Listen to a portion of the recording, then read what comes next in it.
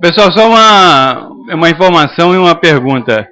Porque nós esquecemos de falar, mas a gente está gravando todas as sessões, e aí a gente está pensando em pôr no YouTube.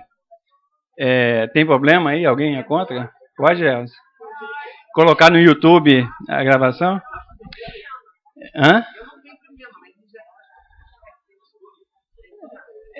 Mas será que é necessário? É consenso? Alguém se opõe aí a gente divulgar as gravações? Então, como ninguém falou contra, nós vamos divulgar. Só você a favor que fica viral. Quem for contra, dê 3 cambalhotas. Bom, então vou passar para a doutora Diana Oia Soia, nossa querida professora lá do Celeplar. Obrigada. É para sentar, não é? Hã? É para sentar, né? Não, mas é porque eu acho que você vai falar, né? Você já põe o primeiro já põe o primeiro? E depois você chama todo mundo. É complicado esse negócio. Segura aqui para mim. O que você quer? Bom, gente, nós vamos começar a última sessão do dia. Não tinha trocado. Nossa, vocês trabalham demais. Tá certo. Essa sessão aqui seria... Nós temos a apresentação, é uma visão da América Latina. Então, nós temos 3 palestrantes. São todos eles demógrafos. Que eu perguntei para o Rogélio, o que você é, Rogélio, para te apresentar. Ele me falou, eu fui isso e fui aquilo, mas eu sou demógrafo. Então, ele é um demógrafo. Suzana? São 4 pessoas, porque a Guacira entrou aí também. A Guacira não é demógrafa.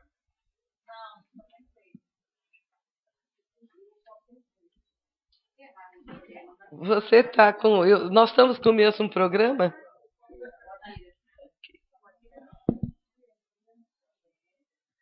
Seria essa aqui, né? Eu tenho Rogélio, Jorge e Suzana. Só para esclarecer, é porque a Guacira ia para a África, depois não deu. Então, assim, ela só entrou no programa que está na página, no online.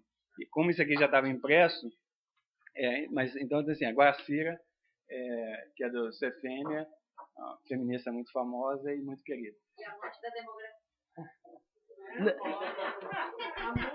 Amante da demografia, né? Nós temos o Jorge Rodrigues, que pediu para ser apresentado como sociólogo demógrafo, né? Trabalha no CEPAL, CELAD. E a Suzana, que é demógrafa. A gente um dia poderia escrever como eu me tornei demógrafa. Porque, para quem não sabe, eu sou dentista, né? Então, eu acho que daria um livro bastante interessante aqui sobre as trajetórias de se tornar um demógrafo. Então, nós vamos, para não atrasar muito a sessão, né? Vamos iniciar essa sessão na ordem que está aqui no programa, que é o Rogélio, Jorge e depois Suzana. Só antes de dar início, passar a palavra, hoje, na hora do almoço, nós tivemos uma reunião, acho que foi a Margarete que falou uma expressão muito interessante, falou, nós que temos o DNA de Cairo, né? Eu achei uma expressão muito bonita, sabe? Porque isso mostra o compromisso que todos nós temos com essa agenda de população em desenvolvimento. Acho que essa agenda de população em desenvolvimento não é algo que a gente trate de forma burocrática e de forma eficiente, né? Eu acho que nós temos que ter emoção nesse meio. Então, continuamos então ou iniciamos a sessão. Por favor.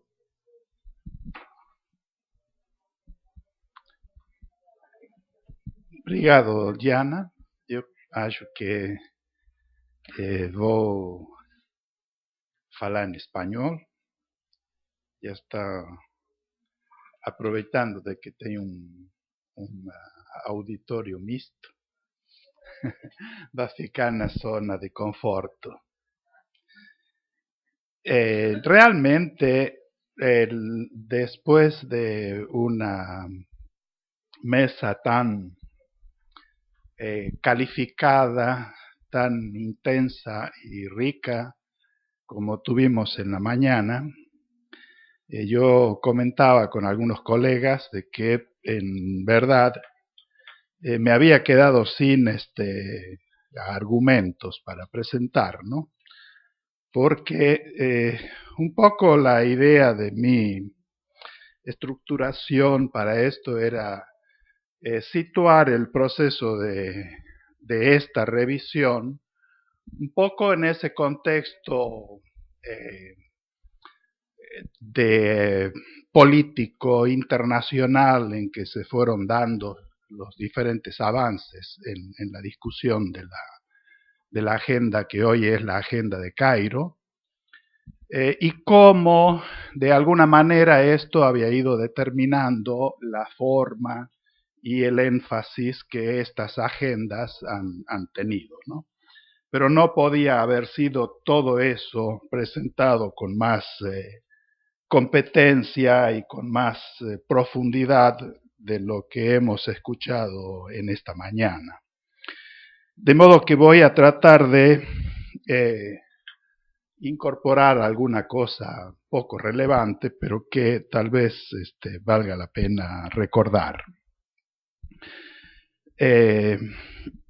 Es el contexto internacional y de movimientos de la sociedad civil en pro de derechos, no solamente llegó hasta Cairo.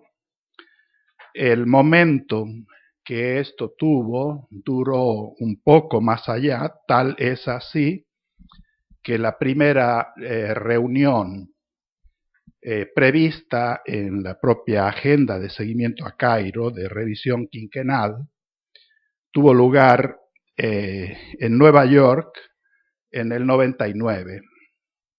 Y fue la única de estas revisiones que se constituyó en un foro de negociación y de debate y que incluyó nuevos elementos en el programa de Cairo.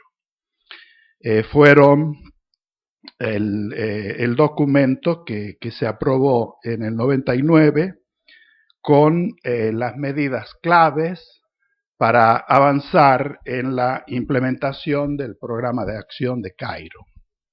Y fue el único de esta serie de reuniones internacionales convocadas en el ámbito de una sesión especial de la Asamblea General, en la cual se discutió nuevamente la agenda.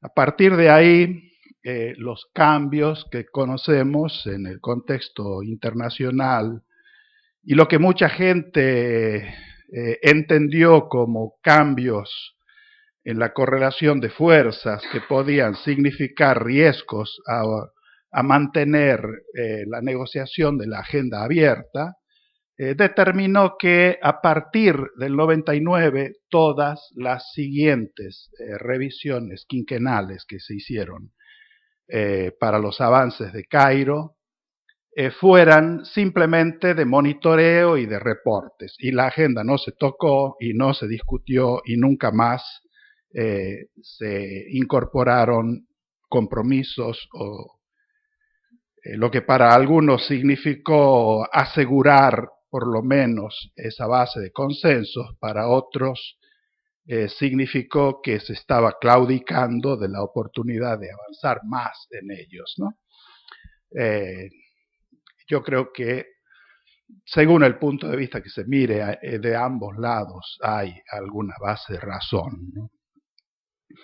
Pero en el contexto actual llegamos con ya una decisión también en la Asamblea General de que la agenda de Cairo sigue vigente y que estos compromisos son algo en los que hay que continuar.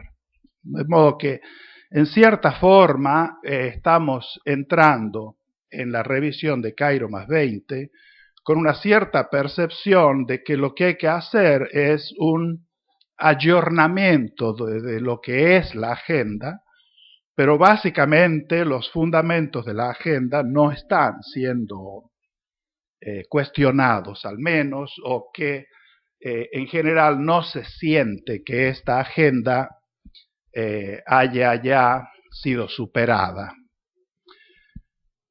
Yo pienso que en muchos aspectos eso es verdad, ¿no? Y ya en las discusiones que ha habido en esta reunión se han puesto de manifiesto elementos de Cairo que, estando presentes en el programa de acción, no se le ha dado tal vez el énfasis y la relevancia que ciertos contextos nacionales o regionales exigirían. Probablemente ahí hay una tensión que sea un poco difícil de resolver.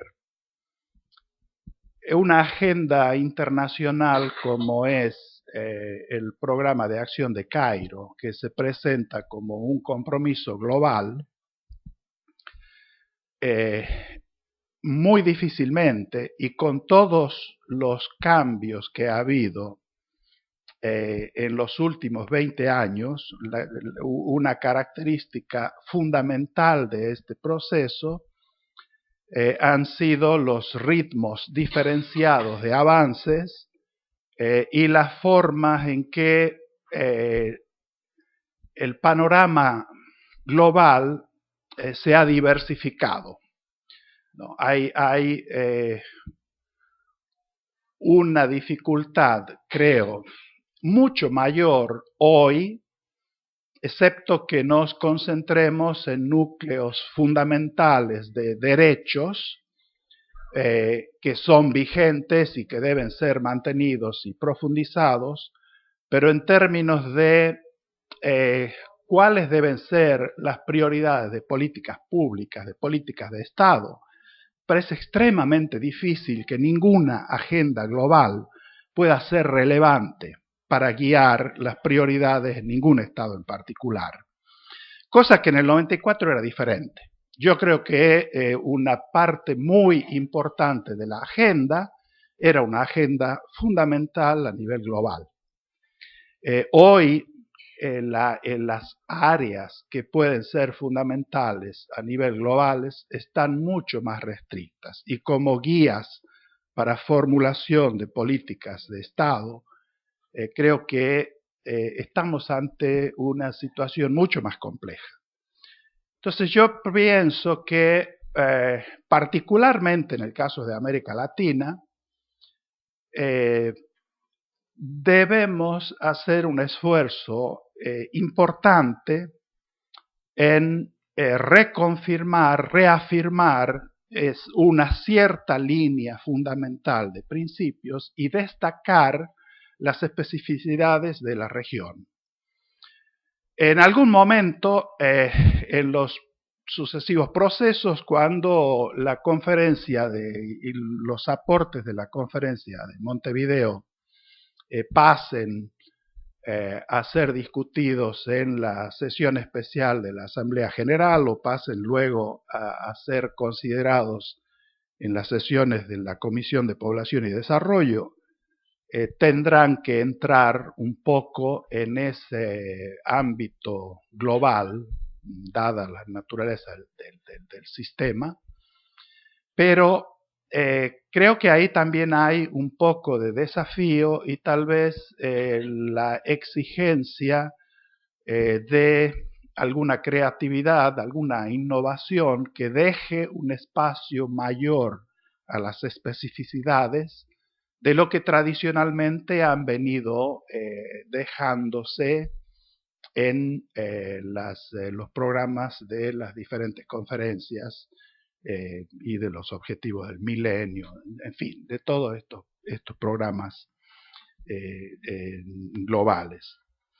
Creo que la heterogeneidad hoy es un rasgo fundamental y de alguna manera el proceso tendrá que reconocerlo y también incorporarlo en las nuevas propuestas, ¿no?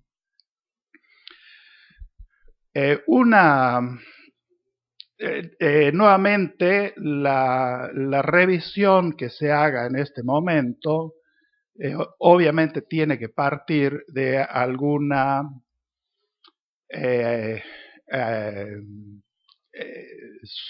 balance de cuentas de dónde estamos, ¿no? Y creo que nuestra comunidad es especialmente conflictiva en ponernos de acuerdo dónde estamos, ¿no? Porque todos tenemos la tendencia a mirar lo que nos falta, ¿no? Pero cuando hacemos una pausa y si miramos objetivamente qué se ha hecho de Cairo para acá, es realmente impresionante lo que esta agenda de Cairo ha significado en términos de progreso en nuestras áreas de trabajo. Es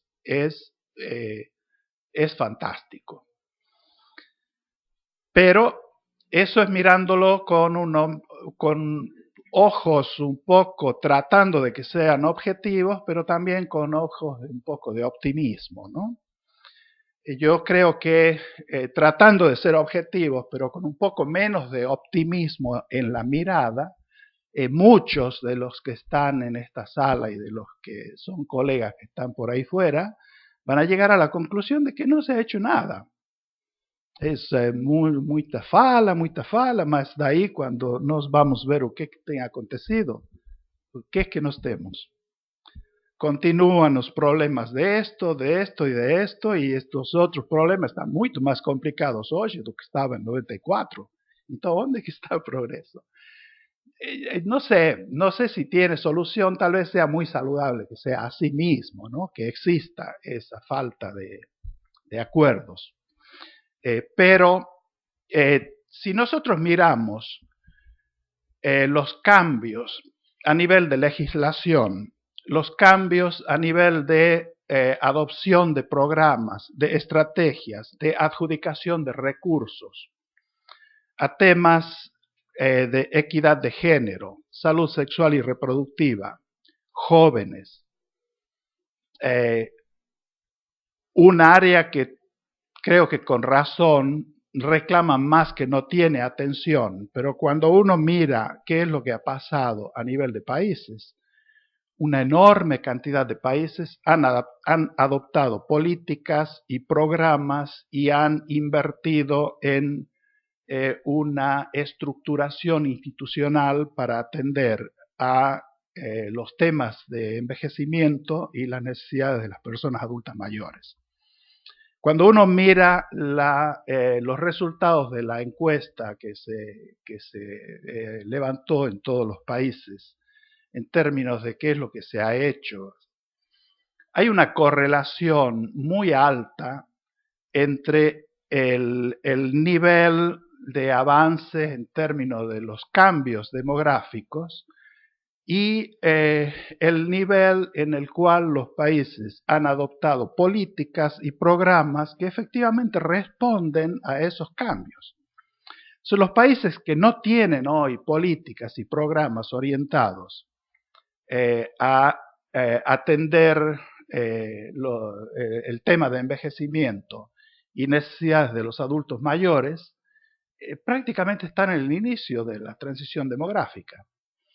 Es cierto que ese es el momento en que deberían estar pensando qué tipo de instituciones hay que adoptar y cómo empezar a prepararse para ello. De la misma forma que en América Latina nos quejamos de que hemos perdido la mitad de la ventana de oportunidad del bono demográfico y recién estamos acordando para ver qué hacemos. De la misma forma, deberíamos tratar de evitar que nos pase lo mismo con el tema del envejecimiento. Es cierto, debemos reclamar y debemos insistir en eso, pero que ha habido cambios, y ha habido cambios fundamentales, no hay ninguna duda. Para quienes estamos involucrados en la formación de recursos humanos en esta área, yo creo que tenemos que hacer un análisis un poco más crítico de cómo estamos encarando nuestros esfuerzos. Yo, en mi ronda por muchos países, en mis funciones en UNFPA, no he encontrado país en el cual los responsables de las políticas públicas no estuvieran interesados en cómo incorporar los elementos de la dinámica demográfica para que esas políticas públicas atiendan más oportunamente y más eficazmente las demandas que ellos representan. Pero al momento que había que darles una asistencia y una orientación precisa, con instrumentos, con metodologías, con herramientas, estamos mucho menos preparados para darles concretamente qué y cómo, de lo que estamos preparados para argumentar cuán importante era que esto sea incorporado en las políticas públicas. Entonces, en muchas de nuestras instituciones, hay instituciones que han hecho ya esa transición y que hay que saludarlas y hay que darles su reconocimiento. Pero en muchas de nuestras instituciones todavía no formamos profesionales con la capacidad de hacer investigación y de traducir esos resultados concretamente en subsidios para la formulación de políticas.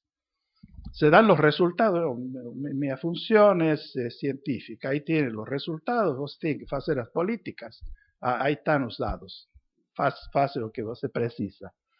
No es así de fácil, ¿no? No es ciertamente así de fácil y yo creo que sí nos queda una responsabilidad.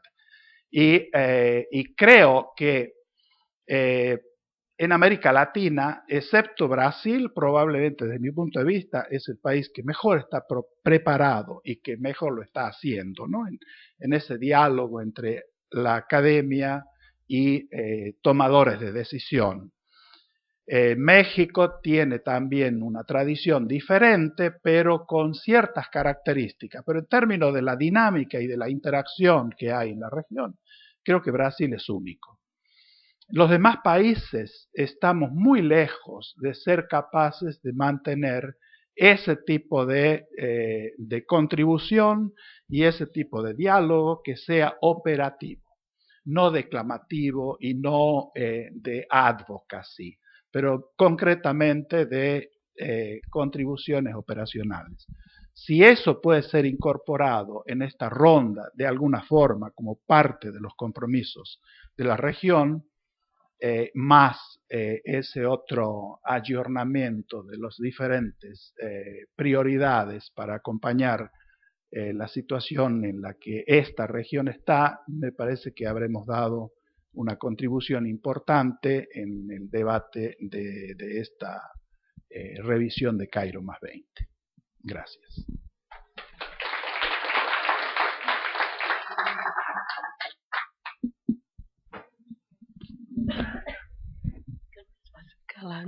Muito obrigada, Rogelio.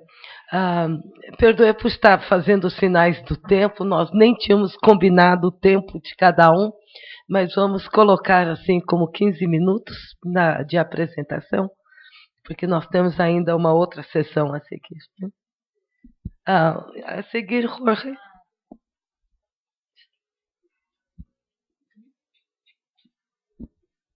Boa tarde a todos. Muito obrigado pelo convite. Eu tenho muita pena porque eu teria gostoso de fazer minha palestra em português, mas eu vou fazer a apresentação em espanhol, que é o único idioma que eu conheço.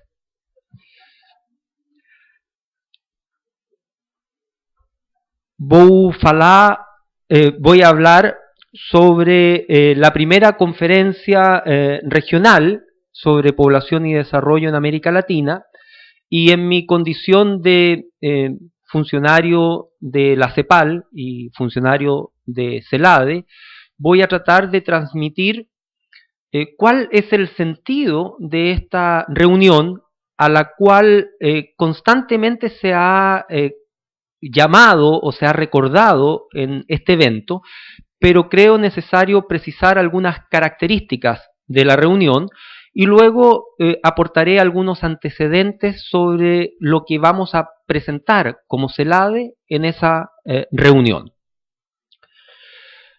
Entonces, esos son los temas de mi fala.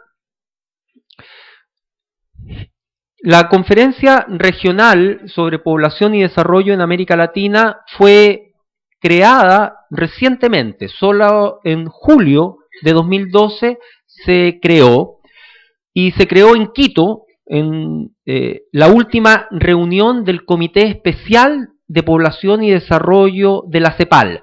De hecho, esta conferencia reemplaza a ese comité especial.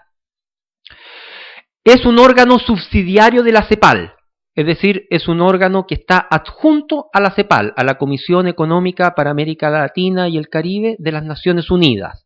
La CEPAL tiene otros órganos subsidiarios, además de la Conferencia de Población. Estos son la Conferencia de la Mujer, con la cual hay una relación muy estrecha, pero es una conferencia que ya tiene décadas de funcionamiento, y la Conferencia de Estadísticas, que se llama Conferencia de Estadística de las Américas. Estas tres conferencias son órganos subsidiarios de la CEPAL. La más joven es justamente nuestra Conferencia de Población y Desarrollo. La conforman o la constituyen los países de la región, es decir, es un organismo intergubernamental.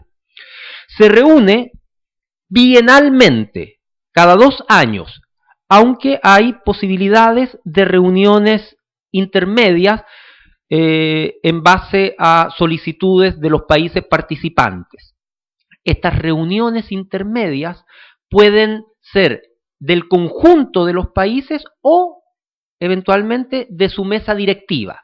Ahora, la mesa directiva no tiene un número fijo de integrantes. Eso se decide en cada reunión bienal, se decide cuántos serán los integrantes de la mesa directiva.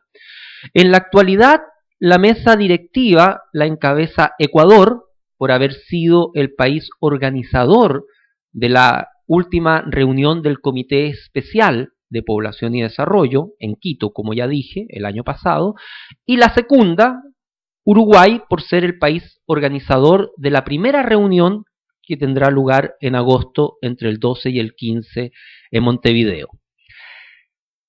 La Secretaría Técnica, es decir, la instancia que hace el trabajo cotidiano, regular de esta conferencia, es justamente la CEPAL, en particular su división de población, que es el CELADE, el lugar donde Alejandra Silva y yo trabajamos.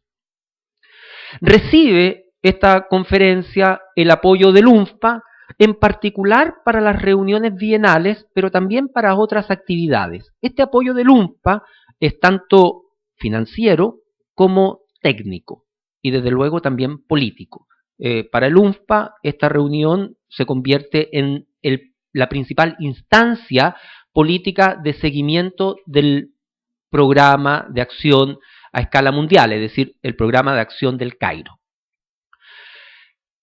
Los representantes en esta conferencia varían, y ese es un punto que a mí me interesa dejar claro, porque cuando construimos o cuando se decidió que se iba a tener esta conferencia, los puntos de referencia eran las otras 2 conferencias que hay subsidiarias de la CEPAL, que como ya dije son la de la mujer y la de estadística.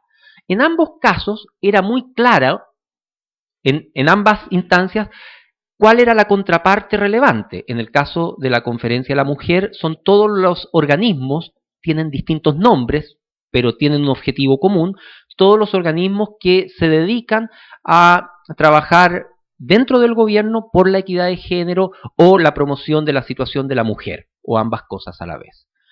Todos los países de América Latina tienen un organismo de ese tipo.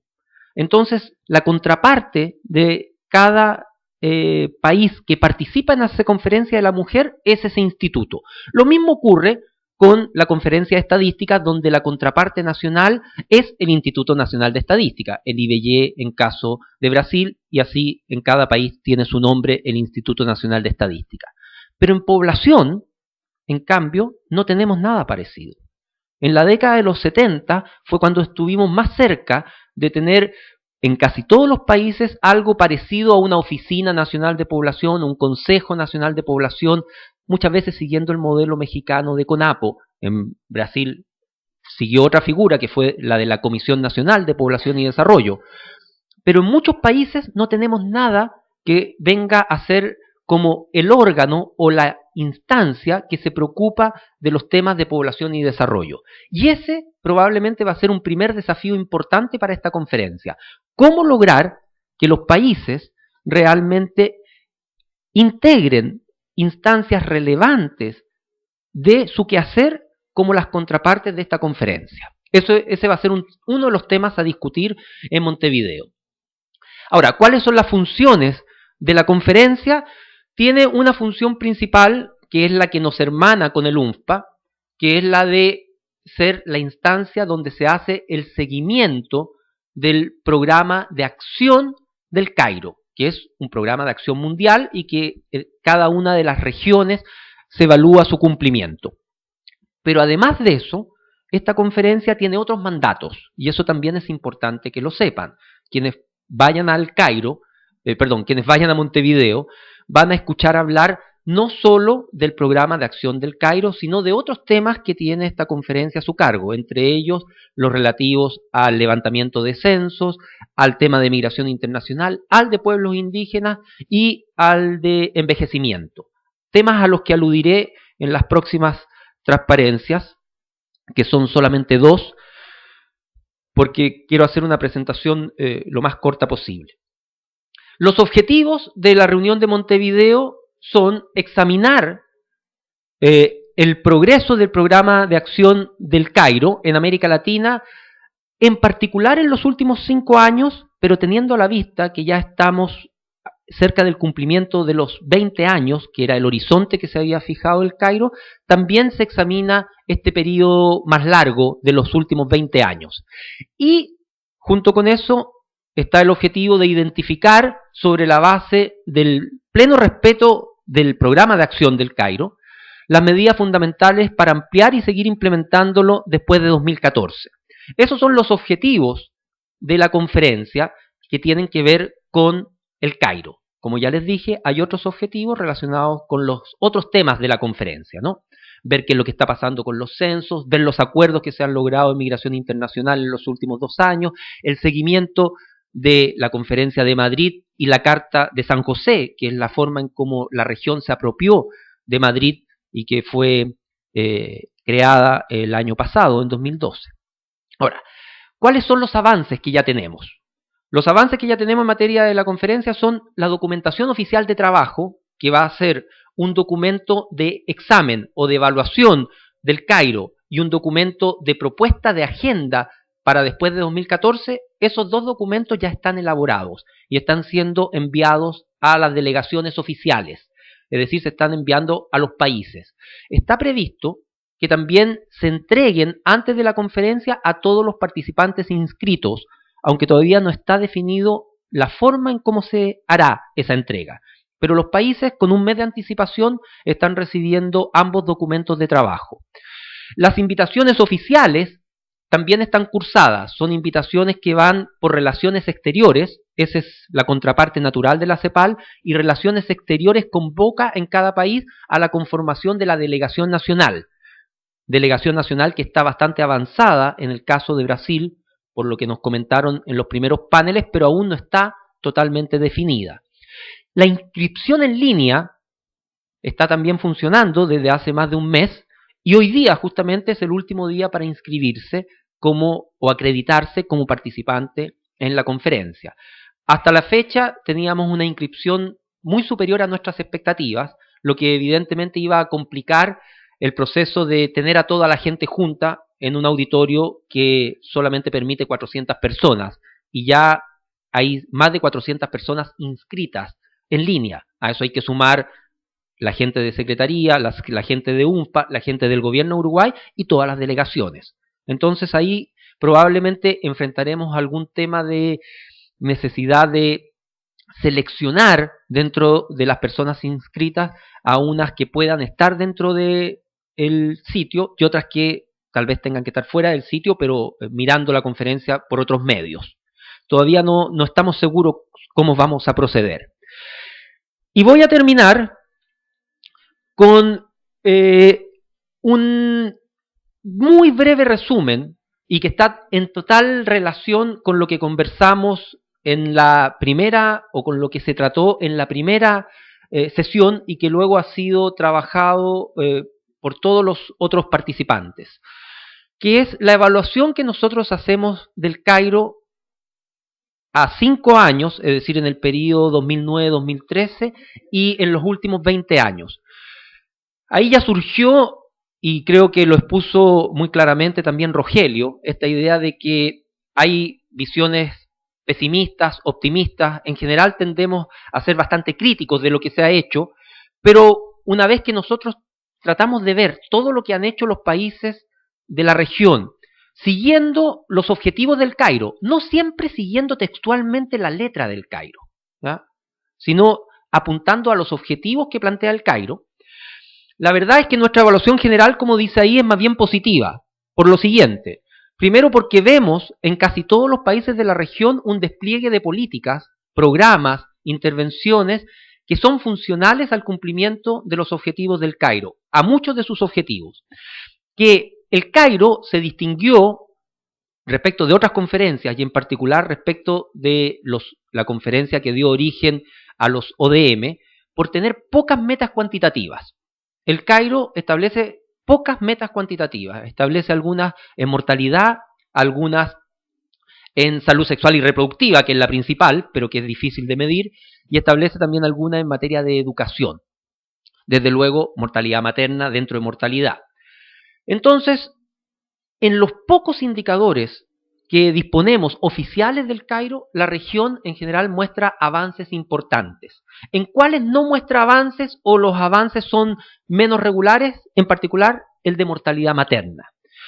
En un indicador que no estaba en el Cairo, pero que luego se incluye en el marco de la discusión de los ODM, que es el de fecundidad adolescente, la región también muestra un comportamiento más bien errático, no muestra una tendencia al descenso sostenido, sino más bien un aumento con luego una caída.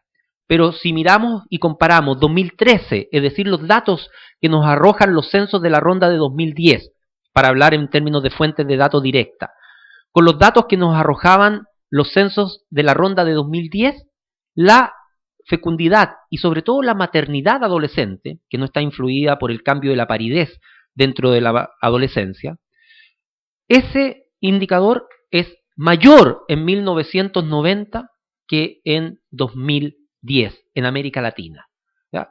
¿Pero por qué? Porque aumentó entre 1990 y 2000 y luego entre 2000 y 2010 cayó, pero cayó menos. Entonces, si uno tuviese que mencionar o apuntar con el dedo acusador en dónde están de los indicadores cuantitativos del Cairo los retrocesos o los avances pendientes, están en fecundidad adolescente y están en mortalidad materna.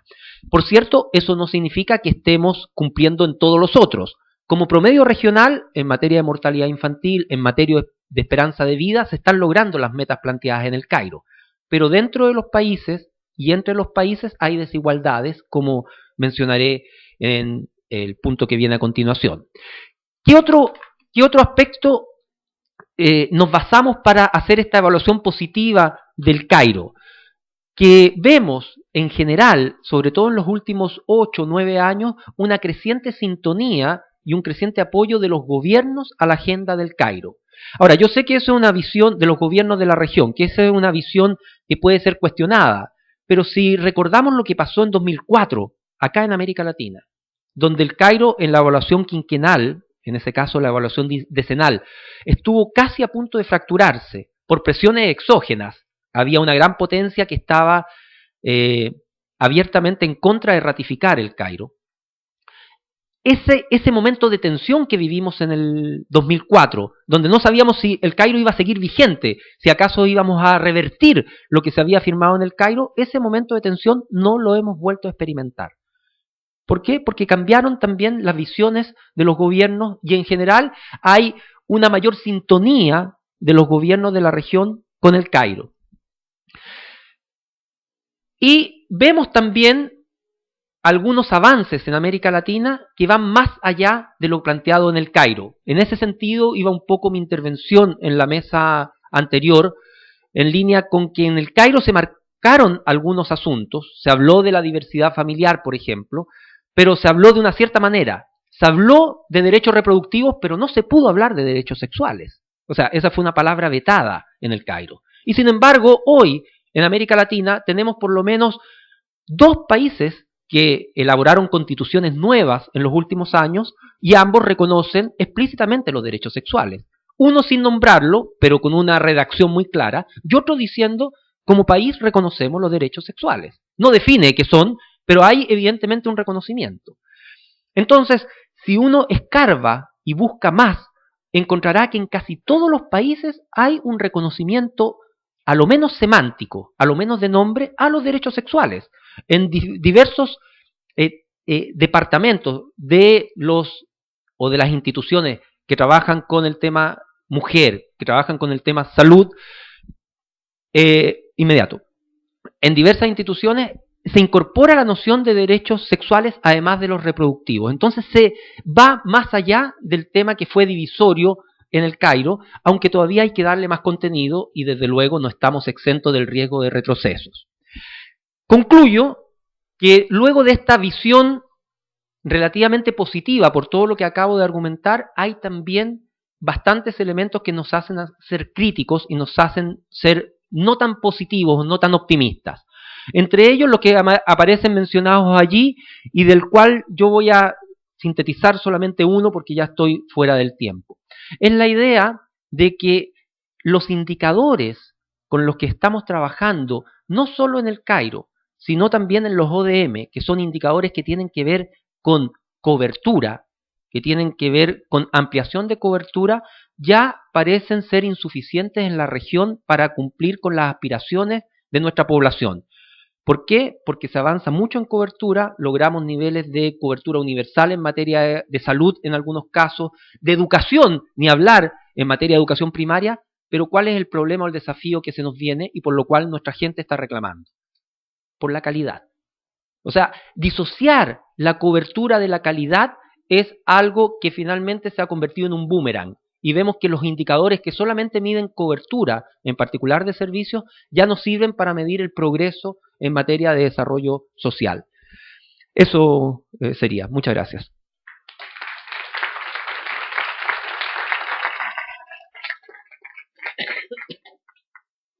Muito obrigada, Juan, por manter-se dentro do tempo, com uma apresentação concisa e bastante informativa.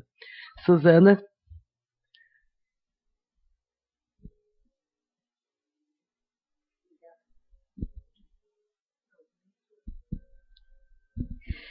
Boa tarde a todos e todas. De fato, eu acho que vai ser até um pouco de repetição, mas eu acho que tem algumas coisas que a gente tem que repetir até elas se tornarem realidade. Então, com isso eu me coloco. Eu pensei um pouco, eu tenho participado de algumas reuniões e dessas revisões e das discussões sobre a revisão do Cairo nos últimos tempos, e esse problema sempre é recorrente sobre realmente a integração da dinâmica populacional na agenda do Cairo, como que a gente faz. Eu tenho um problema sério porque eu trabalho muito com a área de saúde sexual e reprodutiva. Então, de um lado, eu estou a favor e estou sempre lutando pelos direitos sexuais, direitos reprodutivos, trabalhando com os indicadores de saúde reprodutiva, mas eu sou demógrafa, trabalho também com população e desenvolvimento, então o outro lado, toda vez que a agenda pende para um lado ou para o outro, isso é um problema.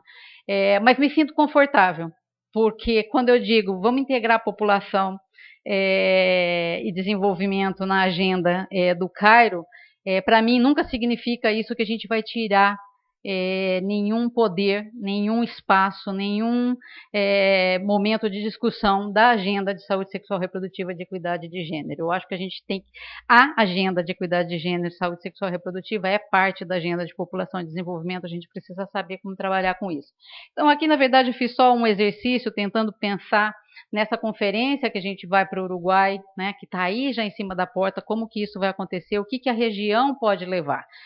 Uma coisa já foi dito muito rapidamente, mas eu acho importante repetir, a agenda do Cairo não vai ser aberta para negociação na conferência na ONU. Mas a agência regional, essa sim, ela é nossa. Nós é que temos que dizer, nós é que temos que avançar nessa agenda e colocar nela aquilo que a gente acha que deve ser colocado. Aliás, eu acho que a reunião da ONU, em geral, está esperando que as regiões, cada uma avance naquele seu pedaço da agenda. E eu acho que é nisso que a gente tem que se apegar, e eu acho que tem alguns pontos que para a gente já está claro. Questões que são inegociáveis. Direitos sexuais é um deles, e eu acho que isso já é inegociável. Uma das questões que eu queria colocar em relação à agenda de 94, a questão toda da integração da dinâmica populacional e da agenda, eu vejo sempre um problema na agenda. A agenda é ótima, ela é aberta, ela é ampla, tem coisas que ainda continuam vigentes, mas uma das questões que é muito complicado para mim é desenvolvimento sustentado. E esse desenvolvimento sustentado que a gente tem na agenda é desenvolvimento econômico sustentado. A gente sabe que é impossível que a gente tenha desenvolvimento sustentado. A gente precisa ter desenvolvimento sustentável, né? E não o desenvolvimento sustentável, e toda a agenda de população e desenvolvimento, um pouco como a Elza disse, com o ranço que ela vem de lá de trás com a população, é uma agenda que pensa na população, pensa no desenvolvimento, mas um desenvolvimento que vai continuar sempre, e isso a gente não vai realmente conseguir. A gente precisa mudar isso na nossa agenda regional. Nós queremos desenvolvimento, sim, mas qual é esse desenvolvimento, em que nível? E é um desenvolvimento, a gente não pode mais advogar por uma agenda que é de população e desenvolvimento. A gente tem que advogar por uma agenda que é de população e desenvolvimento sustentável, e identificar muito bem o que a gente quer dizer por sustentável, né? Apesar de incluir a dinâmica populacional, ela acabou por priorizar a saúde sexual e reprodutiva. E como todo mundo já disse aqui, né, vou passar muito rapidamente, os temas como a mudança da estrutura etária e suas implicações na vida econômica, social, desigualdade na juventude, urbanização, migração interna e internacional, violência, entre outras, tiveram menor peso. E ela ainda prioriza a saúde sexual e reprodutiva, e dentro da saúde sexual e reprodutiva, quando a gente trabalha e vê, ela prioriza muito a contracepção.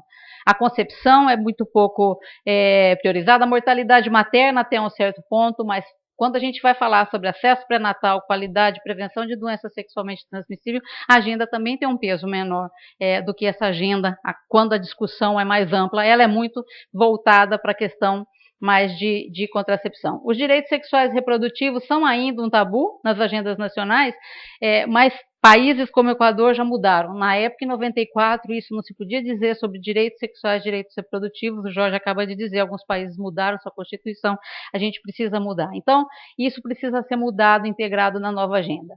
Nós temos um novo contexto, como já foi dito na parte da manhã e várias vezes hoje, um novo contexto econômico, um novo contexto ambiental e um novo contexto demográfico. Coloquei aqui só algumas questões, mas a gente já falou sobre isso, né? Lá na década de 90, a gente tinha crescimento econômico, inflação alta, alto percentual de pobreza. Hoje a gente tem uma recuperação econômica, inflação baixa ou estabilizando, redução da pobreza, aumento de preço das commodities. O novo contexto ambiental, em 94 estava se falando da Agenda 21, se colocando alguns temas, e população realmente era um tema complicado. Hoje em dia a gente tem a mudança climática extrema tá aí. Novo contexto demográfico, a gente tinha alto crescimento, alta desigualdade.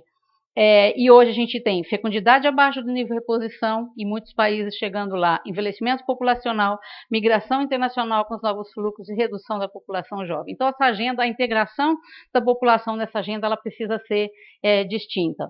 O que não mudou? Várias coisas não mudaram, mas aqui destaquei contexto socioeconômico e enormes desigualdades. Isso era lá continua aqui.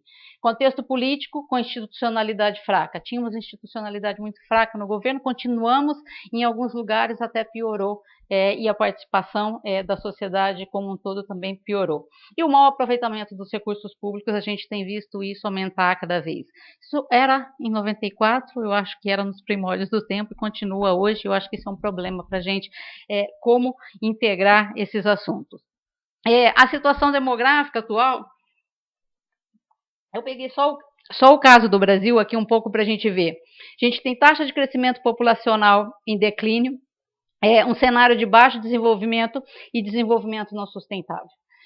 A gente tem mortalidade, na área de mortalidade, a gente ainda tem alta mortalidade de jovens e adultos, como a gente viu comentado. A gente tem alta mortalidade materna e onde os nascimentos ocorrem a maioria nos hospitais, isso é importante dizer. Onde, se a gente tivesse qualidade de atenção no pré-natal, mortalidade materna não podia estar acontecendo. A fecundidade em decrescimento, mas é abaixo do nível de reposição. Mas, como já foi dito, a gente tem uma fecundidade jovem ainda, com educação truncada e mercado de trabalho de baixa qualidade. A alta fecundidade não planejada.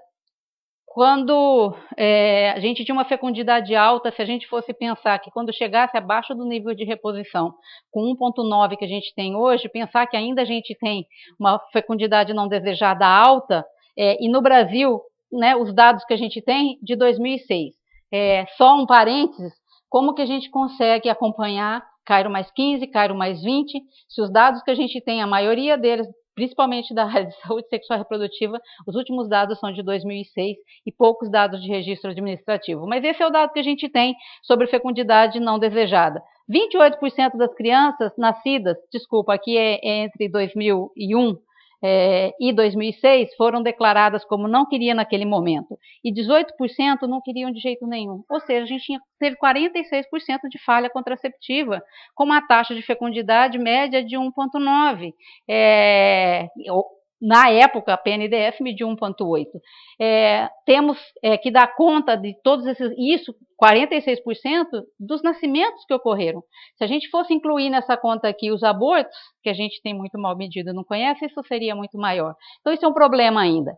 A migração, ainda temos muita deficiência na mensuração. Se a gente perguntar para os migrólogos qual é o volume de migração que a gente tem internacional, imigração e emigração, nós vamos ficar com cifras que são muito díspares entre elas.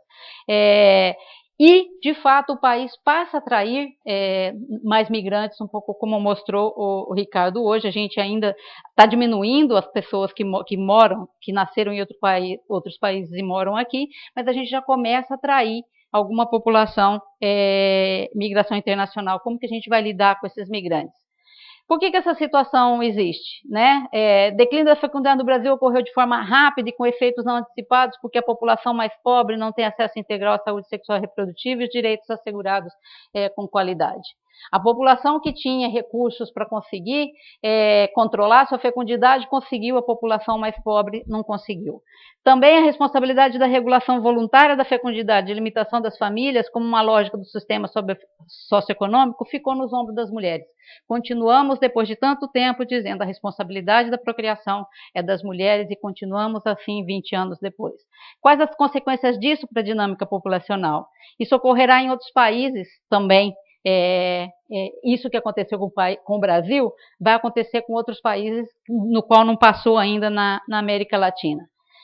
Essas situações são complexas, difíceis de serem entendidas para leigos e políticos. Eu coloquei aqui, vou colocar uma forma que eu acho que às vezes é muito fácil de um político entender como que a dinâmica populacional, a questão da fecundidade, a mortalidade, se interage com a economia e qual o resultado que a gente tem sobre isso. Aqui é simplesmente nossa ferramenta básica de trabalho, a pirâmide. Aqui a gente tem a pirâmide de 1970 do Brasil, essa vazada em vermelho, que eram 90 milhões mais ou menos de pessoas. Em 2000, essa outra vermelha embaixo, cheia, 160 milhões de pessoas. Essa em azul aqui é a pirâmide de 2010. Só que essa pirâmide aqui, esse é o resultado da demografia, é o resultado das taxas de fecundidade, de mortalidade e de migração. Como que a economia mostra para a gente os diferentes efeitos que a gente tem. Isso daqui é uma pirâmide para 2000, lembrem que a de 2000 é essa daqui, a vermelha. Essa daqui é uma pirâmide para 2000, mas com a população com domicílio que recebe até meio salário mínimo per capita. Eu estou juntando a demografia e a economia e vendo o resultado, e vendo que eu tenho uma população com uma base muito larga de população até 14 anos de idade. Essa daqui, se a gente quiser, nem pode chamar de classe média, mas é o meio da população com meio até um salário mínimo. A gente já vê isso daqui para 2000, né? A gente já vê a mudança que tem na estrutura etária. Se eu sou político e eu tenho que fazer ação para aquela base, desculpa, eu ia dizer, eu tinha em 2000 51 milhões de pessoas nessa pirâmide. Eu tenho 37 milhões nessa pirâmide intermediária, e nessa pirâmide com população com mais de um salário mínimo per capita, tenho 70 milhões de pessoas, e essa é a pirâmide. As políticas que a gente tem que pensar integradas são diferentes. Só para mostrar para vocês como muda de uma década para outra, o que aconteceu em 2000. Essa é a base, aquela pirâmide de 2010. 10 anos depois, a demografia mudou e a economia mudou. Essa daqui é a pirâmide com 66 milhões de pessoas. Antes eu tinha 51, agora eu tenho 66, mas eu tenho já uma população de 0 a 4, 5 a 9 menor, e o grupo de 10 a 14 é que se sobressai. Esse grupo aqui é de meio a um salário mínimo, 52 milhões de pessoas para 2010. E essa daqui é com um salário mínimo ou mais. A gente tem problemas muito distintos para tratar dessa população. Onde estão os filhos, onde está o suporte para essa população aqui, se a gente está vendo já essa estrutura etária para uma população que ganha mais do que um salário mínimo per capita. Quando a gente fala de bônus demográfico e olha para aquela pirâmide inicial, a pirâmide média, o nosso bônus demográfico praticamente acabou. Quando a gente olha para essas pirâmides aqui, eu ainda tenho uma população que eu tenho que saber como que eu vou lidar com essas crianças, como que eu vou dar educação e mercado de trabalho para essas crianças, para elas poderem dar apoio para a população mais idosa. Tá? Essas questões podem gerar, enfim, estruturas etárias distintas, e geram, isso que eu estou dizendo, questões que devem ser consideradas de forma distinta na população. São diferentes e precisam ser resolvidas com políticas públicas distintas. Os países de desenvolvimento com baixa fecundidade têm que lidar com essas duas realidades de uma só vez. Eu tenho que lidar com a realidade da população com alto crescimento e estruturas que são muito jovens, e uma população que já tem uma estrutura mais avançada, mais envelhecida, e eu tenho que colocar políticas ao mesmo tempo para poder lidar com esses dois tipos, ou três ou mais, N tipos de população. Aí eu queria dizer só aqui sobre alguns temas que a CEPAL coloca como lacuna para a gente, né? Isso está no site da conferência, os temas dos painéis que a CEPAL vai discutir, que é a questão toda de direitos e necessidades de demandas de crianças, adolescentes e jovens, envelhecimento populacional, igualdade de gênero, lacunas no acesso universal à saúde sexual e reprodutiva, migração internacional, desigualdade territorial, povos indígenas e povos afrodescendentes. Eu vejo um problema com a gente porque esses são os temas prioritários para serem colocados. Quando a gente começa a compartimentar dessa forma, tem transversalidades que passam por aí. A gente estava discutindo hoje, a Marta dando o exemplo da população indígena, que a população indígena tem problemas, adolescentes e jovens, ainda não tem envelhecimento populacional, mas enormes problemas de igualdade de gênero. Como que você faz com as transversalidades desses temas? Além desses temas, eu acho que a gente, na hora que for falar sobre a agenda da América Latina, a gente não pode deixar de explicitar realmente a provisão de educação sexual integral. Isso tem que estar na nossa agenda, em alguma forma, se é na agenda de jovens, se é na agenda de saúde, acesso universal à saúde sexual e reprodutiva, mas de uma forma mais ampla. A gente tem que falar sobre a diminuição da violência doméstica e da violência pública. A gente tem que falar explicitamente desse problema na nossa agenda. As garantias do exercício livre da sexualidade e proteção contra a gravidez não desejada e enfermidade sexualmente transmissível. A gente tem que colocar isso na nova agenda como um tema importante. Além da igualdade de gênero já conhecida, lidar com as desigualdades de gênero. A Joyce estava falando de algumas. A gente tem desigualdade reversa de gênero na educação, na mortalidade. A gente precisa, na região, tomar pé, consciência e saber quais são as medidas que a gente vai tomar para avançar nessa área. Realmente fazer política de gênero e não política para a mulher, né? Permitir a conciliação de trabalho e família, como já foi falado, com equidade de gênero. A gente precisa explicitamente falar isso na agenda, porque senão a gente não está não está colocando na agenda todos os temas importantes. Terminar com as lacunas ainda importantes no acesso a acesso universal à contracepção e uma questão que eu acho super importante, já termino. A concepção. A gente está sempre falando da contracepção, mas a gente não fala do acesso universal à concepção. E a gente precisa falar na região, a gente cada vez mais, as mulheres chegando em idade mais avançada e começando, vamos postergar os nascimentos, a gente precisa falar sobre acesso à concepção. E eu não... Estando no IBGE, eu vou pedir um minutinho só para falar sobre a questão toda do planejamento para obter dados oportunos e de qualidade.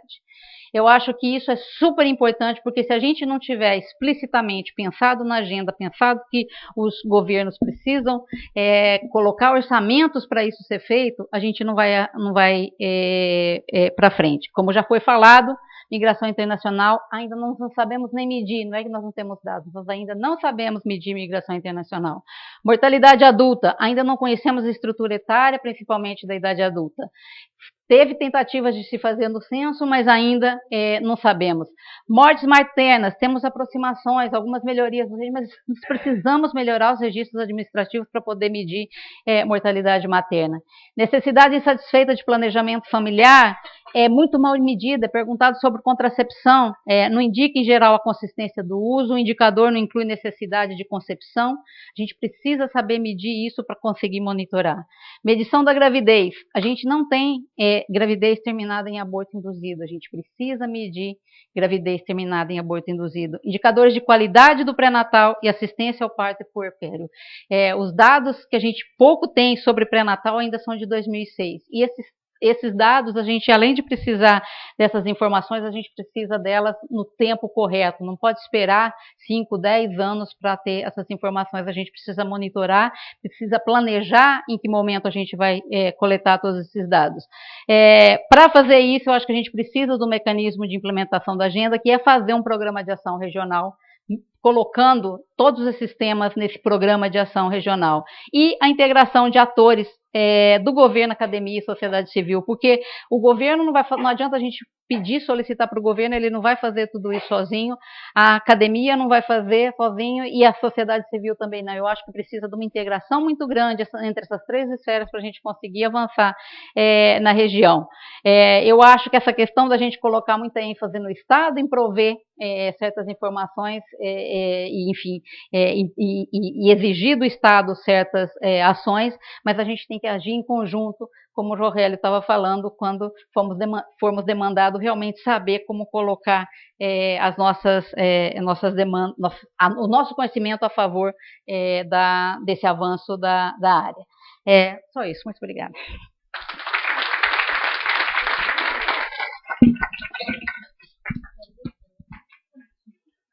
Muito obrigada, Suzana. Eu acho que essa mesa está sendo excelente em cumprimento de prazos, né? E sem prejuízo para a qualidade da apresentação. Guacira, por favor.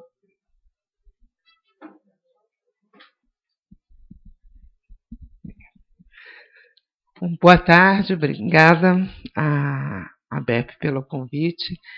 Meu nome é Guacira, eu não sou demógrafa, eu sou socióloga e principalmente sou parte de uma organização feminista brasileira, faço parte de uma instância nacional do movimento de mulheres que se chama Articulação de Mulheres Brasileiras e no âmbito regional da Articulação Feminista Marcosur.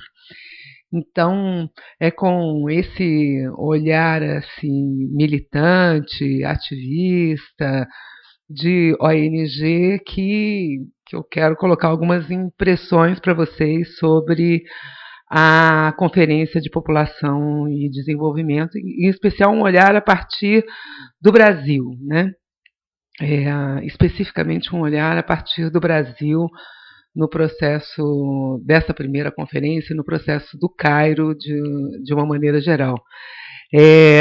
Nós aqui no Brasil nos ressentimos bastante do esvaziamento desses espaços de debate sobre direitos humanos, de uma maneira geral. É difícil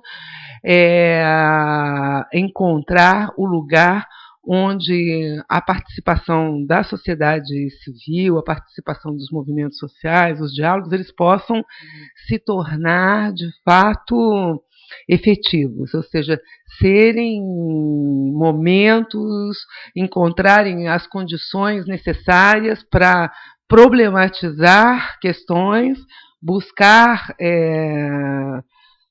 encontrar pontos comuns para solucionar um determinado problema e avançar sobre o pactuado, monitorando aquilo que está pactuado, compromissado, planejado, orçado, não é verdade?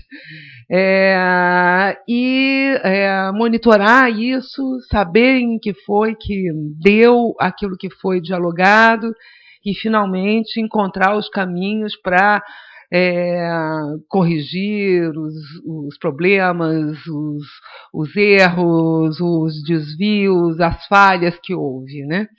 Então, eu digo isso porque quando começou todo esse processo de Nações Unidas, o ciclo das conferências da ONU, lá nos anos 90, essa aposta no diálogo, essa aposta no debate com a sociedade foi o que gerou aqui, pelo menos, a possibilidade de um posicionamento mais firme, mais aguerrido do governo brasileiro em diferentes momentos da agenda. Houve um esvaziamento disso dentro do Brasil e, evidentemente, não é um fenômeno exclusivamente brasileiro, e houve um esvaziamento também por parte da institucionalidade internacional das Nações Unidas, ela mesma, em sua capacidade de sustentar os processos que desencadeou naqueles anos 90, né? Então, quando a gente chega nos tais objetivos de desenvolvimento do milênio, já se evidencia aí toda uma debilidade ou uma fragilização, digamos, desse processo político que veio sendo desenvolvido desde 92, com a Rio 92, enfim, aquele ciclo todo de conferências das Nações Unidas, intensos processos de debate, de mobilização social em várias partes do mundo, mas na América Latina, diria ao sul do planeta, uma mobilização de fato bastante intensa, ela vai perdendo força, não é verdade? E a gente chega, então, nos Objetivos de Desenvolvimento do Milênio, já com esse processo político fragilizado, né? Já tínhamos passado pelos 5 anos da Conferência do Cairo, já tínhamos passado pelos 5 anos da Conferência de Beijing, com conferências todas que tinham tido processos intensos. A prestação de conta desses processos se mostrava cada vez mais frágil, e os acordos para seguir adiante também extremamente esvaziados, né? Quer dizer, a gente chega agora num processo da conferência, da primeira conferência regional sobre população e desenvolvimento, nas condições que estávamos conversando hoje na hora do almoço, ou seja, a gente chega a esse processo sem ter uma avaliação do que foram esses 20 anos, do que foram os últimos 5 anos, sem ter tido em nenhum momento até agora, quer dizer, vamos conseguir na próxima semana ter um espaço, na outra semana, ter um espaço para um diálogo entre o governo e a sociedade civil sobre o que foi mesmo que se passou, quais são as prioridades, quais são os problemas, o que é problema, qual é o compromisso do governo em transformar essa agenda de problemas em desafios e em compromissos efetivos, de escutar o que a sociedade civil está colocando. Então, esse processo das conferências padece deste problema político, né? E quando a gente está falando de conferência, de compromisso, de plano de ação, a gente está falando de política o tempo inteiro. Se a gente não tem força, não tem espaço, o processo não se aquece para poder realizar as sínteses que são necessárias, ele necessariamente se esvazia, né? E aí eu acho que a gente, no movimento, na articulação de mulheres brasileiras, no CFEMEA, que é a organização da qual eu faço parte, para o processo da conferência, a gente pontua três questões centrais, né, em termos dos conteúdos da conferência. O primeiro problema que a gente aponta é o que a gente chama de um caráter neofamilista das políticas públicas de uma maneira geral. A gente entende por política neofamilista aquela que mantém as estruturas de dominação e subordinação de gênero intactas e atualizadas, né? E a gente percebe isso numa constância e num agravamento por um discurso dito moderno que nos preocupa bastante. A gente vê esse problema, para situar alguns exemplos. Começou lá num programa pequeno, mas que é bem sintomático, né? O Mulheres da Paz, né? Era um programa na área de segurança pública, em que se chamava primeiro Mães da Paz, e depois de muita briga, virou Mulheres da Paz, mas eram as mulheres que iam cuidar dos meninos, né? E de algumas meninas, mas especialmente dos meninos que estavam em risco de conflito com a lei, iam perder essas crianças para o tráfico, iam perder essas crianças. Então, as mulheres líderes das comunidades pobres iam cuidar dessas crianças, elas iam ficar entre os traficantes e a polícia cuidando das crianças. E para isso elas iam receber uma bolsa, né? Quer dizer, colocar o lugar da mulher de cuidadora, de mãe, de cuidar das crianças, como o lugar que ela deve ter na política pública. A gente olha para o programa Melhor em Casa, que já é mais recente, um programa que a presidenta anunciou com bastante entusiasmo, que é um programa na área da saúde, que pretende que as pessoas possam ser cuidadas em casa, que elas não precisem ficar hospitalizadas, que é ótimo, né? Maravilhoso que as pessoas possam ficar em casa, sendo cuidadas das suas doenças em casa. Só que a estrutura para cuidar em casa não tem. Pega o doente, bota em casa e deixa as mulheres cuidando deles, não é verdade? Quer dizer, o hospital se desencarrega e a família... As mulheres da família se encarregam dos doentes, né? O próprio programa Bolsa Família, hoje de manhã, a pessoa do MDS que apresentou o programa aqui, Paulo, foi clara, né, em dizer sobre o Bolsa Família, como ele era importante para que as mulheres pudessem cuidar dos seus filhos e fazer compras. Quer dizer, eu não estou dizendo que o Bolsa Família, que é um programa importante de transferência de renda, não seja importante para as mulheres, mas ele não é um programa que constrói autonomia para as mulheres. Ele é um programa emergencial e precisava muito mais coisa para construir autonomia para as mulheres. E é por isso que se vê hoje os números brasileiros, se constata, por exemplo, que o número de horas de trabalho não remunerado das mulheres tem crescido, né, em vez de diminuir. Aí a gente tem programas de mães crecheiras, a gente tem o Rede Cegonha, que é um programa da saúde também, com um recorte fortemente de saúde materna, ainda que tenha traços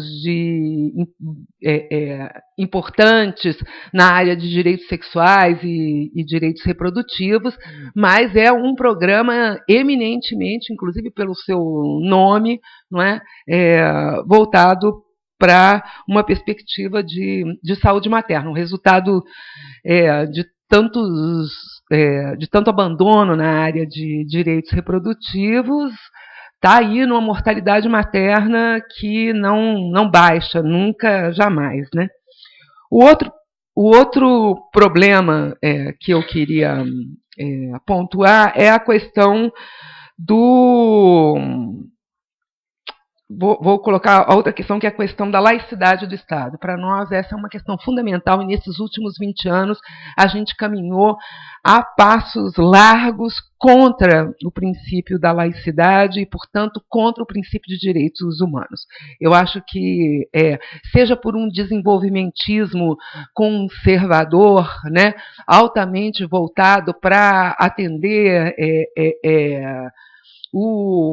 as demandas de mercado ou crescimento econômico, seja por uma perspectiva de desenvolvimento social muito conservadora, essa ideia, essa aliança que se produziu com os segmentos conservadores, fundamentalistas, antidireitos das igrejas cristãs no Brasil, tem sido altamente nefasto. Para vocês terem ideia, aqui no Brasil, hoje, deixa eu pegar aqui o número exato, a gente tem 200 rádios católicas e 50 emissoras de TV católica. E dos evangélicos, a gente tem 80 rádios evangélicas e 280 TVs evangélicas em funcionamento. Isso gera um poder impressionante contra o Estado laico. Esse poder, ele tem até partido político, né? Quer dizer, você tem 2 partidos políticos que são braços importantes do poder religioso, exclusivamente disso. Quer dizer, a gente tem o PR, que tem uma TV Record, que é a segunda maior TV do país, e um partido que é desses caras. E esses caras, por sua vez, têm os seus lugares no fatiamento do poder. Tem direito a negociar cargo em ministério, tem direito a ter lugar nos altos escalões, em todas as esferas de governo municipal, estadual e federal.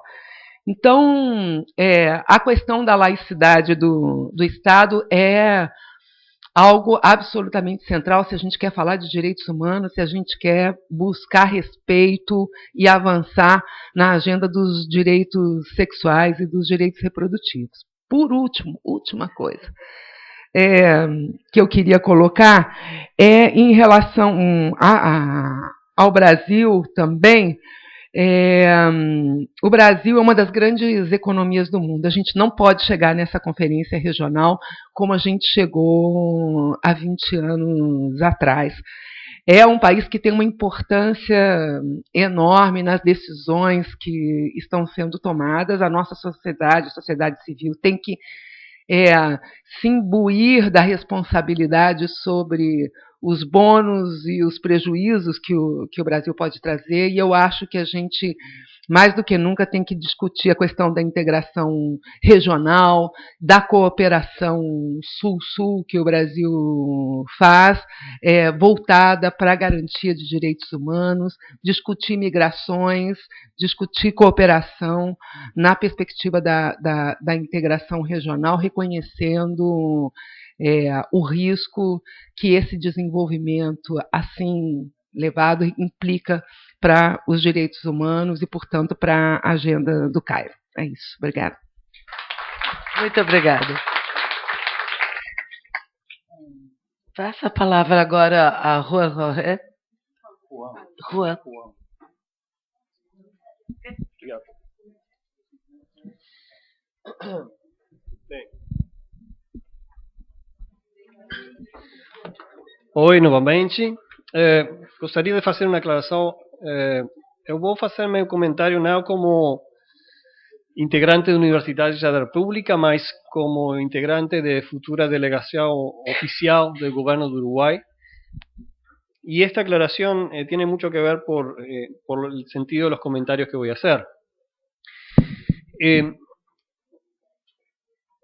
Hay 4 preguntas que han sido formuladas varias veces a lo largo de todo el proceso por el cual el gobierno de Uruguay se ofreció para ser anfitrión de esta conferencia.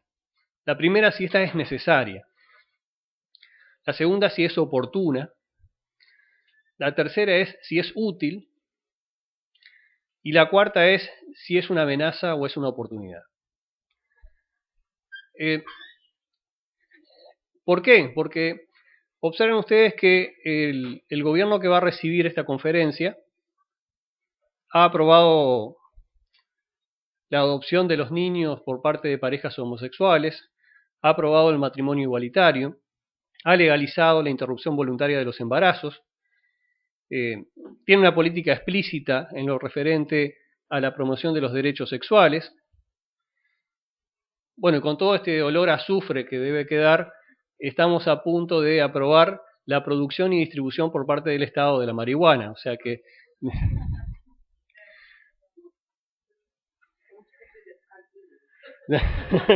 tal vez para agosto ustedes puedan disfrutar de estas aprobaciones. Ahora, ¿es esta conferencia necesaria? Bueno, sí, lo es. Lo es por lo menos por 2 razones. Una de carácter estrictamente formal, directamente porque el periodo de mandato proveniente de la conferencia del Cairo llega a su fin. Otra razón es claramente porque el marco de esta conferencia es, como ha sido ya desarrollado a lo largo de este día, queda claro que es parcialmente anacrónico. Surgen otros temas que no han sido considerados, surge la necesidad de incorporar énfasis que no han sido que han sido tratados con una simetría distinta a la que tal vez sea necesario prestarle atención actualmente. ¿Es esta conferencia oportuna? Bueno, esto es difícil de responder. Es difícil de responder porque la correlación de fuerzas es inestable.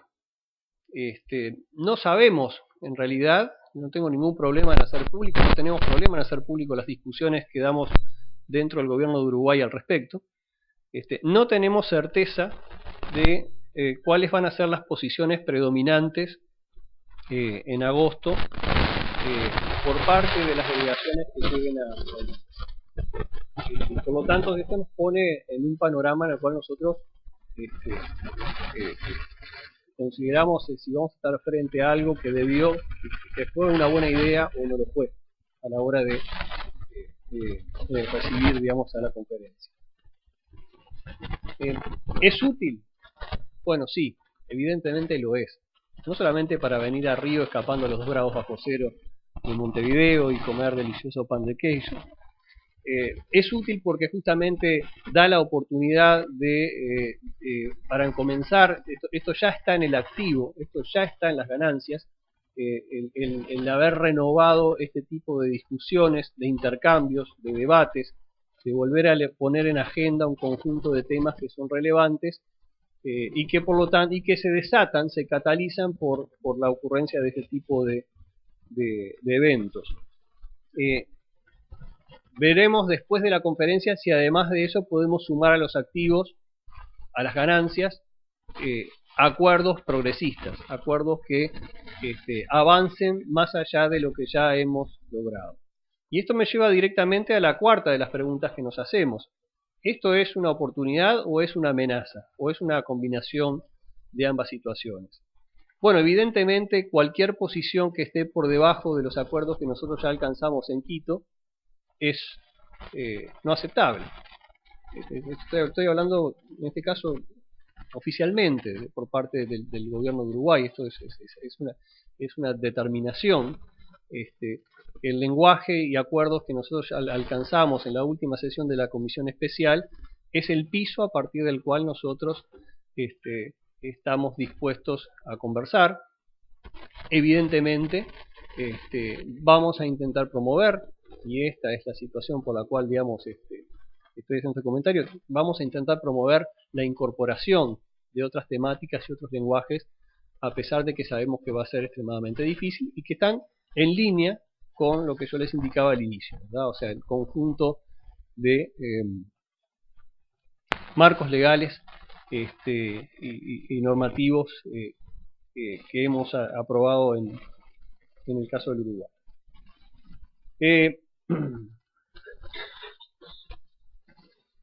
Hay que preocuparse. Esta es una pregunta que sumo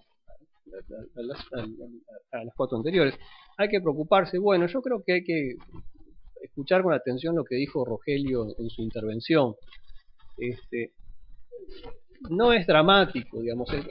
Consideremos lo siguiente: los gobiernos no fijan sus prioridades hoy en función de los acuerdos que se logren en los ámbitos intergubernamentales.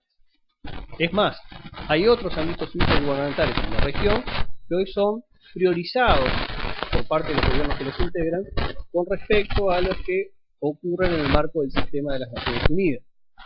¿Qué quiere decir esto? ¿Que no tiene importancia? No, tampoco, ¿verdad? O sea, estamos en un intermedio.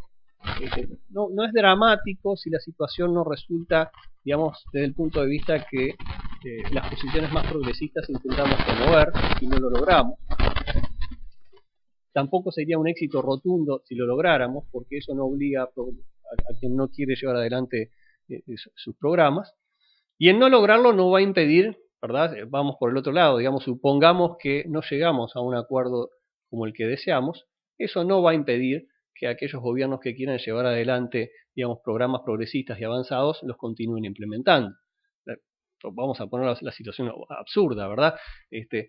No porque no logremos incorporar en el marco de los acuerdos la interrupción voluntaria de los embarazos, el gobierno del Uruguay va a dar marcha atrás con una decisión que ya se tomó y que ya tuvo aprobación popular, por más instancia intergubernamental del sistema de Naciones Unidas que apruebe, selle y firme todos los acuerdos existentes. Por lo tanto, bueno, sí, una sana preocupación es posible, pero no llegar al grado del dramatismo, porque no evaluamos políticamente que esa sea la situación. Bien, yo creo que la hora es tremendamente avanzada y que hay mucho atraso, y yo no tengo más nada que decir que esto. Muchas gracias.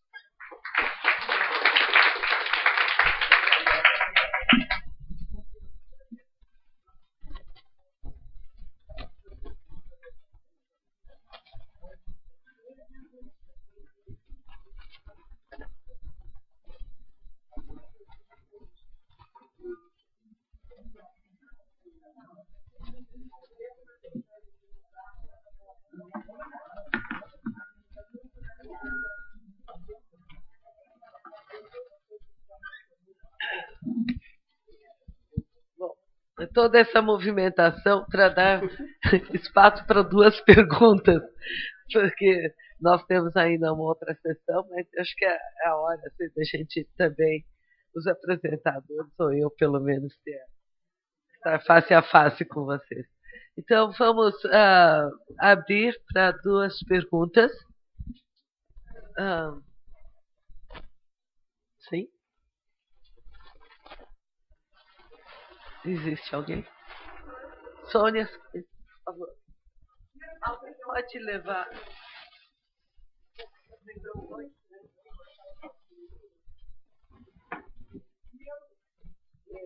Foi ótima essa sessão, apesar da hora tardia.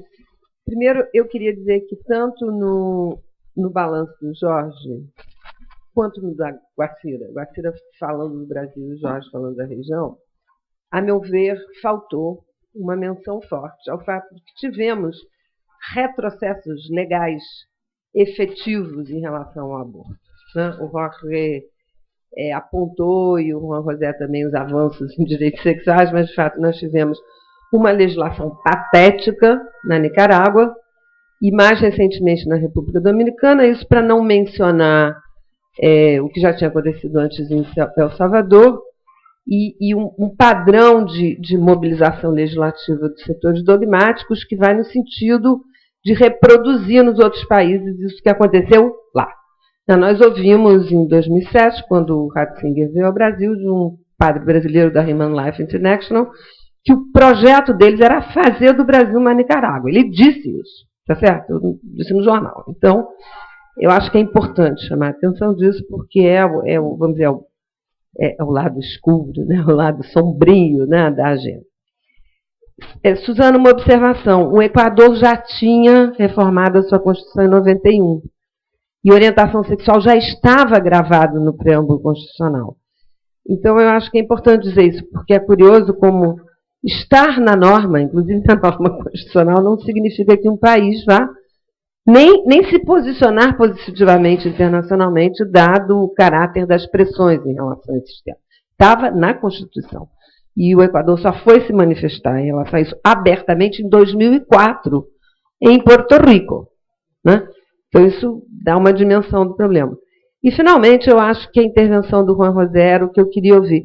Qual é o balanço e avaliação que a gente faz das perspectivas políticas da Conferência Regional? O que a CEPAL está pensando? Quais serão as tendências? O que a gente sabe? O que é possível estimar em termos de posições? Porque é fácil, né, olhar os países. Os americanos vão estar? Os canadenses vão estar? Os europeus vão estar? Porque normalmente estão. Não, normalmente estão. Então, o que vai significar isso? Enfim, é um balanço da dinâmica política possível de Montevidéu. Não, sempre vai estar. Ele é observador. Estavam presentes em todas as anteriores, estavam presentes. Não, sim, sempre está. Ele sempre está. Ele é observador permanente, ele tem direito de estar. É um Estado observador permanente. Então, ele está sempre faz isso, é normal. É da ordem da natureza. Coisas da... Tudo bem. Mais alguma pergunta, por favor? Se não tiver nenhuma, eu gostaria de colocar um ponto que eu acho que vem muito da fala, assim, de alguma coisa que Suzana falou, que daqui a pouco são todas as mulheres já em idade mais avançadas que vão começar a ter filhos, dado o padrão de... Quer dizer, a nossa fecundidade, quando começou a cair, ela rejuvenesceu. Eram os jovens que estavam tendo filho. Agora nós vamos caminhar cada vez mais para uma curva em que as mulheres, mas fora da faixa de segurança, né, que eles falam geralmente que é de 25 a 30 anos, elas vão estar caminhando cada vez mais para além. E o que na saúde da mulher se chama de mulheres de alto risco são as primíparas não vou dizer idosas, né? Porém com mais idade, né? Recentemente eu acho que todo mundo é jovem, não existe mais idoso, só se for mais velho que eu, né? Mas aí, então eu acho que existe também essa questão do envelhecimento cada vez mais, né? Está avançando. Então, acho que não é questão de equipamentos ou instituições, acho que nós temos que pensar seriamente numa transferência de tecnologia, dessas tecnologias que são usadas no setor privado, que é tecnologias de saúde que só algumas pessoas têm acesso. Como fazer para trazer essa tecnologia, por exemplo, aqui no Brasil para a SUS? Entende? Eu acho que esse é um ponto que nós teríamos que pensar seriamente. A gente não deve pressupor que tecnologia é uma coisa assim, só de alto custo e de acesso só para uma população privilegiada. Eu acho que uma vez que um SUS, né, que eu até dei um exemplo outro dia numa reunião, em que se fizesse o genoma, que tivesse um mapeamento genético da criança que nasce e conhece todos os riscos, como seria muito mais fácil ter esse acompanhamento, né? Apesar dessa questão de quando a medicina, quando o cuidado da saúde passa a ser responsabilidade individual, pode acontecer da mulher estar sendo mais, mas eu acho que isso é um dos caminhos para a autonomia individual também, né, para cuidar da sua própria saúde. Quando eu digo que a tecnologia é propriamente usada para a prevenção na área de saúde. Então, eu acho que esse é um ponto, apesar de todo esse meio que nós colocamos, nós temos que pensar que nós estamos entrando já num outro mundo em que a tecnologia é um negócio que não vai ser assim uma coisa de elite. Posso passar agora a palavra para as pessoas para responder a Sônia? Começa. Respecto de tus dos consultas, Sonia, efectivamente en el informe se deja constancia de los países en donde hubo modificaciones, hablando específicamente del tema de aborto, que fue el que tú planteaste, modificaciones en el periodo de referencia. Y hubo, tal como tú dijiste, modificaciones en el periodo de referencia, en particular en República Dominicana, donde la nueva constitución protege la vida desde la concepción, está como artículo constitucional. Como contrapartida, dejamos expuesto el caso de México para ver que incluso dentro de un mismo país las tensiones que levanta el aborto son internas.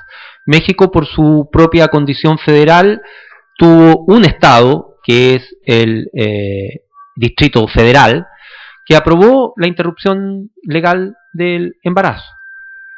Y dos estados, los más conservadores, inmediatamente respondieron añadiendo y modificando su constitución estadual, protegiendo la vida desde la concepción. Entonces el tema del aborto evidentemente se presta para avances, retrocesos y modificaciones, no solo en los países, sino dentro de ellos. Ahora, yo no diría que es el único tema donde los avances y los retrocesos nos marcan, y que a veces algunos retrocesos dan paso a avances. Es decir, tomo solamente como ejemplo que en el periodo de referencia en Chile surge un reglamento que permite por vez primera dar anticoncepción de emergencia a las adolescentes bajo el principio de confidencialidad. Sin embargo, los sectores conservadores lo que hicieron fue recurrir legalmente, porque a veces la ley favorece los avances en materia de los objetivos del Cairo, otras veces no los favorece. El caso es que recurrieron al Tribunal Constitucional y lograron detener ese reglamento. Pero eso lo que hizo fue dar y reforzar la posición política del gobierno para generar ya no un reglamento, sino una ley que garantizara ese acceso.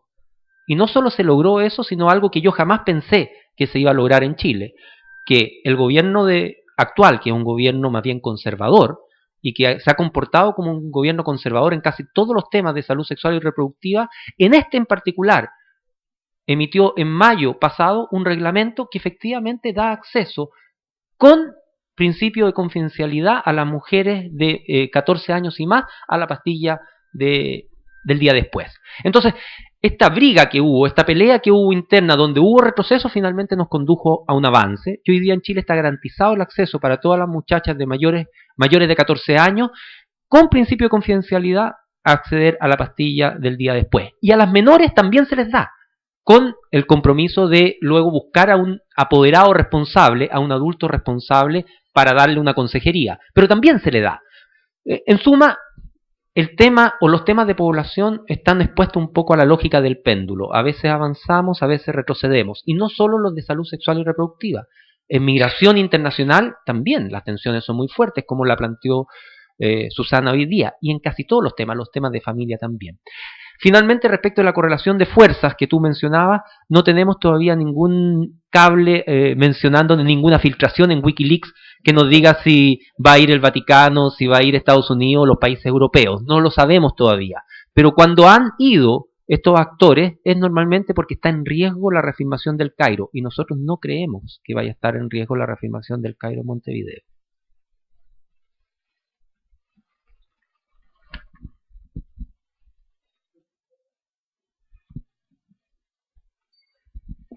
Eu só queria comentar a coisa do Equador, porque a questão da delegação que eu acho muito importante. Quem vai nessas conferências e discute o que vai para a agenda. A delegação do Equador, que a gente sabe que vai agora, não só não vai ser contra os direitos reprodutivos, como vai colocar na agenda, quer que a agenda latino-americana tenha direitos sexuais e direitos reprodutivos. Mas é a delegação que vai agora, a delegação que foi em 94, que não respeitou a Constituição, com certeza foi com o peso da igreja toda, né? Então, eu acho que isso é muito importante, que em cada país esse jogo político das delegações que vão e quem que elas estão representando é super importante. Tá tirando o sarro do meu português de São Paulo. Tem muito paulista aqui, cuidado. Com relação ao envelhecimento da fecundidade, eu acho que a gente... uma das questões que eu não coloquei aqui, que eu tenho colocado nos perguntado nos fóruns que eu vou e ninguém sabe responder, a gente diz assim, FEIPD mais adiado de 2014, depois de 2014. Depois até quando, cara pálida?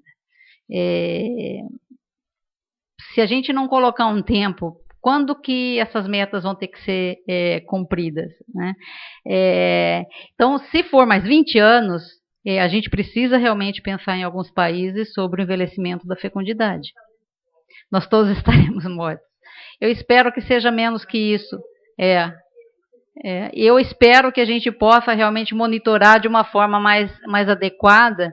E a gente sabe que muitos dos temas não dá para colocar uma data igual para todos os temas para a gente avançar. A gente vai ter que, eu acho que tem que se pensar em datas para avanços, e aí sim, essa questão do programa de ação da região é super importante, porque isso não está sendo pensado, assim, está sendo pensado, cogitado em alguns momentos, mas não tem o trabalho feito sobre um programa de ação regional, sobre o que a gente colocaria como meta, indicadores e tempo para cumprir com cada uma dessas metas. E eu acho super importante que nós, como demógrafos, como gostamos de medir as coisas, colocar metas e tempo, eu acho que nosso documento tem que ter uma seção muito importante sobre um programa de ação regional.